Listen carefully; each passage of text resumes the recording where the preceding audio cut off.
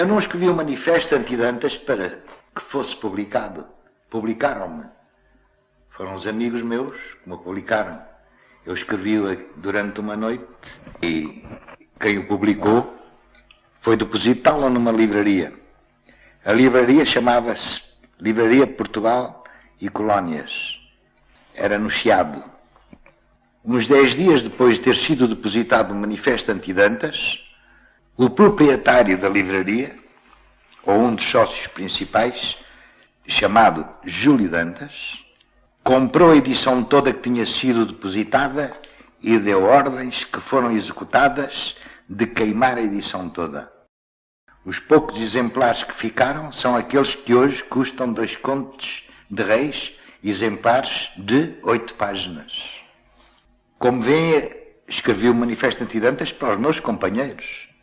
Simplesmente, eu tinha a firme certeza que aquilo que eu escrevia era, de qualquer maneira, um pouco de cobardia da minha geração. Porque todos pensavam aquilo mesmo. Não era só eu que pensava ou que me queria desforçar. E já falaremos da palavra, do verbo desforçar. Pode ser mesmo já. Qual foi a razão por que saiu o manifesto anti-Dantas? A seguinte. O aparecimento do Orfeu provocou grandes simpatias da parte do público e, inclusive, houve umas confusões de ordem literária e outras de ordem políticas como esta. Quem estavam no poder eram os republicanos, de modo que os republicanos sentiam-se atingidos e então os monárquicos faziam grandes rodapés a nós, os do Orfeu, julgando que nós éramos contra os republicanos ou talvez mesmo julgassem que fossem a favor deles. Mas um jornal chamado A Capital, um senhor cujo nome eu não digo porque tenho todo o respeito pela sua família, fez um inquérito e escolheu as 3 pessoas que ele considerava da maior importância no país naquele momento. Essas pessoas eram o Dr. Júlio de Matos, diretor do manicômio de Lisboa, que naquele tempo se chamava Rilha Foles.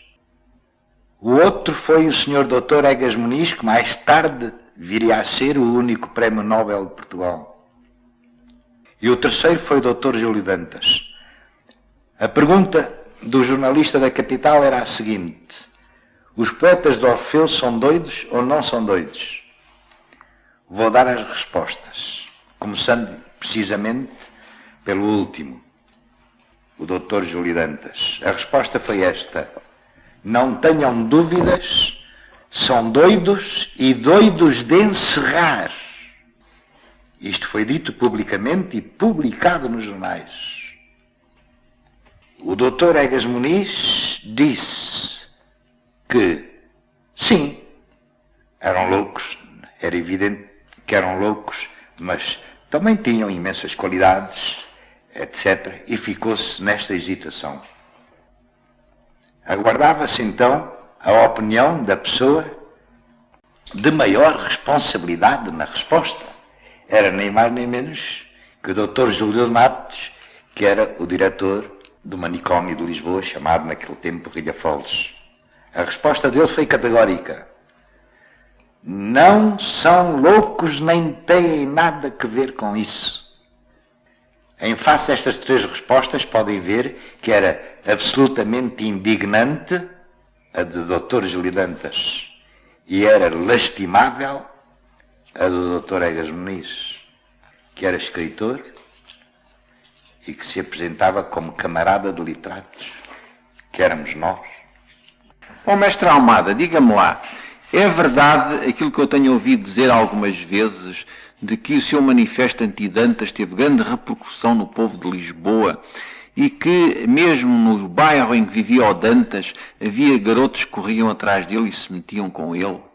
Ouviu alguma vez falar sobre isso? Gostava que me dissesse algumas palavras a esse respeito. O que eu posso dizer é triste e é verdade. É que, de facto, sem eu ter pensado, eu fui provocar uma animosidade ou uma brincadeira da parte do público em geral, não eram só crianças, muita gente até de uma certa responsabilidade o fez porque eu vi, apenas passava o Dantas e que o Dantas não visse, diziam: morra o Dantas, morra, pim! Ou simplesmente, pim! Há alguma coisa que eu também tenho ouvido falar, talvez o mestre Almada conheça, de um alcunha que lhe teriam dado durante os seus tempos de Coimbra. Ouviu alguma vez falar disso? Conheço muitíssimo bem. E quem me comunicou chamava-se Gualdino Gomes. Que a passagem do Júlio Dantas em Coimbra foi muito notável. Tão notável que era conhecido não por Júlio Dantas, mas por o Chorão de Retrós.